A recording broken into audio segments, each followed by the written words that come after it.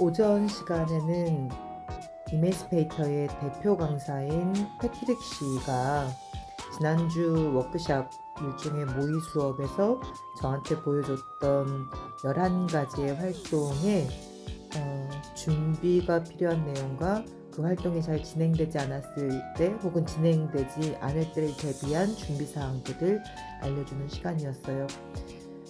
활동들을 영상으로 보신 분들이 할 수 있겠는데 생각하실 수도 있는데요. 설명을 드려본 저로서는 폭력의 스펙트럼을 왜 굳이 여러 도형 중에 삼각형 피라미드로 표현했는지, 그 삼각형 피라미드가 자칫 학습자들에게 심각한 폭력과 가벼운 폭력으로 인식되게 하진 않을지 등등의 우려가 들었는데, 왜 그렇게 설계했는지를 이해할 수 있는 정교한 설명들이 뒤따르는 3시간이었습니다. 많이 배웠어요. 오후 3시간은 이매진 툴킷을 직접 설계하고 혼자서 수년간 실행하기도 했고, 이메스페이터 이 단체를 창립한 옌스 씨와 함께하는 마지막 시간이었는데요.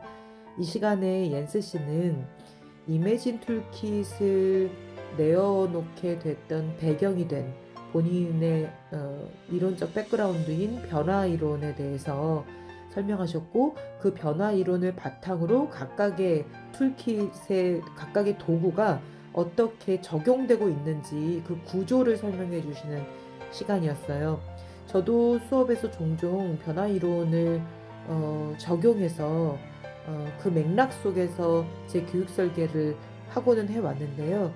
그동안 제가 인용했던 그리고 적용했던 변화 이론이 약간 선적인 측면, 그러니까 단편적인 그런 부분이었다면, 이맨스페이터 그리고 옌스 씨가 적용하고 있는 변화 이론은 훨씬 입체적이었습니다. 그래서 돌아가서 나도 좀 고민을 해봐야겠다 하는 그런 질문이 들었어요.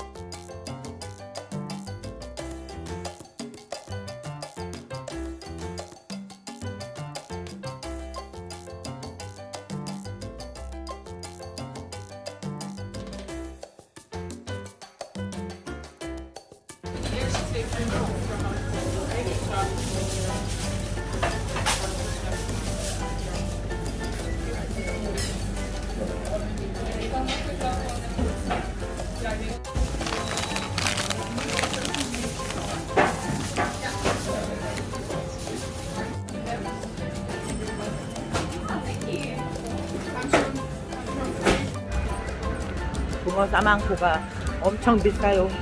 3.5유로. 라면 2개 값 보다 비싸. 라면 2개가 3유로인데 아이스크림 1개가 3.5유로야. 붕어 싸망코를 4,300원에 먹는 꼴이. 슬슬 한국이 그리워지기 시작해서 음식으로 달래주고 있어요. 붕어 싸망코 녹차맛.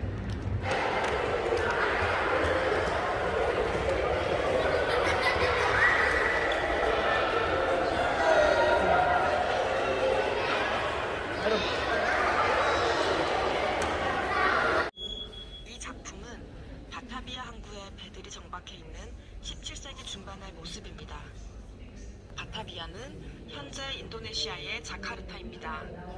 네덜란드어 약자로는 VOC라고 부르는 네덜란드 동인도 회사가 1619년 자카르타를 파괴하고 나서 이곳을 아시아 지역 무역의 거점으로 삼기 위해 식민지를 건설하였습니다.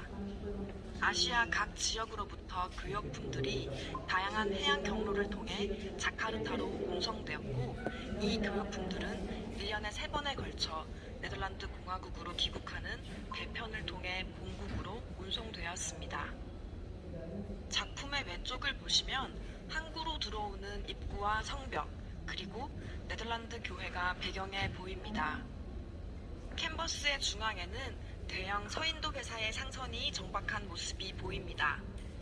화가는 직접 바타비아에 가본 적이 없었습니다. 그 사실은 화가가 그림 왼쪽에 보이는 중국 범선을 비현실적으로 작게 그렸다는 점과 작품 왼쪽 배경의 모습들이 비현실적으로 그려졌다는 점을 통해서 알 수 있습니다. 이 작품을 그린 가장 중요한 이유는 작품 가운데 있는 이스트 인디아맨호라는 큰 함정을 부각시키기 위한 것이었습니다. 바타비아는 점차 자바인뿐만 아니라 수많은 중국인, 발리인, 인도네시아의 소수민족인 엠보인이 거주하는 다문화 사회로 발전해 나갔습니다. 네덜란드인에 의해 노예가 된 많은 아시아인들과 이들의 노동력으로 교역량은 점차 증가하였고 도시는 번영을 이루었습니다. 이 작품은 네덜란드 화가 프란스 포스트가 그린 목가적인 브라질의 모습입니다. 프란스 포스트는 네덜란드령 브라질의 총독인 나사우 시겐의 공작 요한 마우리츠의 명령에 따라 브라질에서 8년간 거주하며 복무했습니다.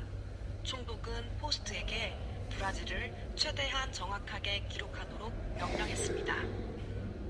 이 작품에는 야자수와 넓은 강이 보이는 풍경이 그려져 있습니다. 하지만 이 그림에는 사탕수수 플랜테이션에서 노예 노동을 하던 25,000명의 아프리카인은 보이지 않습니다.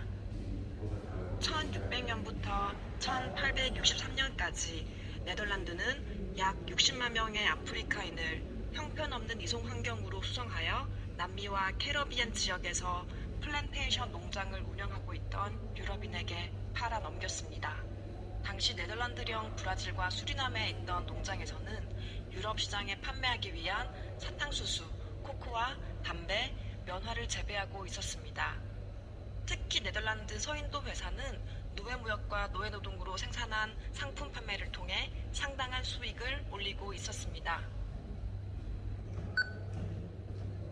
이 작품은 17세기 가장 유명한 네덜란드 해군 제독인 미힐 드 라우터의 초상화입니다. 이 작품에는 그가 네덜란드 전투 함대의 최고 사령관임이 잘 묘사되어 있고, 손에 든 쥐봉은 그의 위상을 보여줍니다. 굵은 휘장에는 그의 가문의 문장이 담겨 있고, 오른쪽 아래에는 The Zeven Provincienho라고 불리우는 기함정이 그려져 있습니다. 로이터 제독은 수세기 동안 네덜란드의 국민 영웅이었으며 사람들이 힘들고 어려운 시기에 닮고 싶어하는 위인이었습니다. 그러나 지금은 그의 지휘로 인해 네덜란드가 서아프리카에서 노예 무역을 지속할 수 있었다는 이유로 그의 명성에 대한 회의가 생겨나기 시작했습니다. 라니어 놈스의 작품은 1666년 당시 암스테르담 항구의 단면을 보여줍니다. 캔버스 오른쪽에는 지금은 국립해양박물관으로 사용하고 있는 당시 암스테르담 해군 본부의 무기 저장소가 보입니다. 뗏목에 타고 있는 사람들은 함정을 보수하거나 새로운 선박을 짓는 데 따르는 마무리 작업을 하는 것으로 보입니다. 옆으로 기울어진 배도 여러 척 보이는데 이것은 선체 틈을 로프와 타르를 이용해 방수 처리하고 있는 모습입니다. 로이터 제독의 새로운 함정인 슈피겔호가 캔버스의 오른쪽 중앙에 보입니다. 이 작품이 그려진 때로부터 1년 후인 1665년에 영국과 네덜란드 사이에 다시 한번 전쟁이 발발하는데 여기 보이는 함정이 네덜란드 함대를 구성하게 됩니다.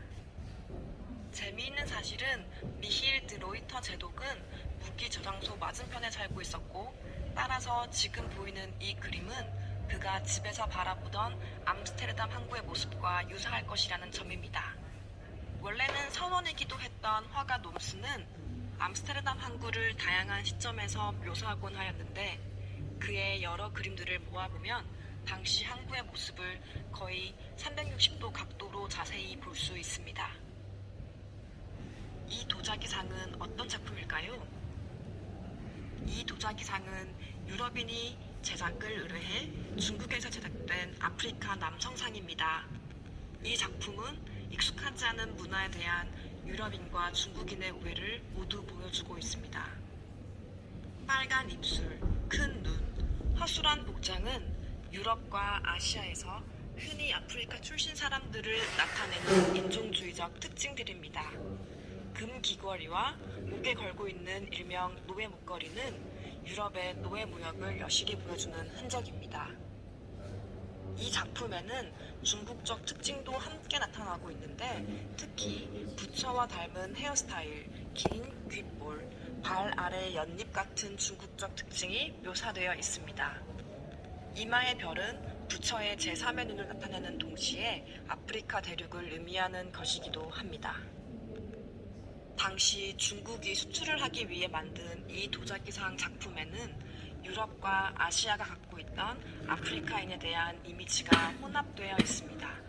이 도자기상은 당시 만연하던 선입견 및 편견을 시각적으로 보여줍니다. 300년이 지난 지금에도 이런 편견이 존재하고 있기에 이는 오늘날 우리에게도 생각할 거리가 되고 있습니다.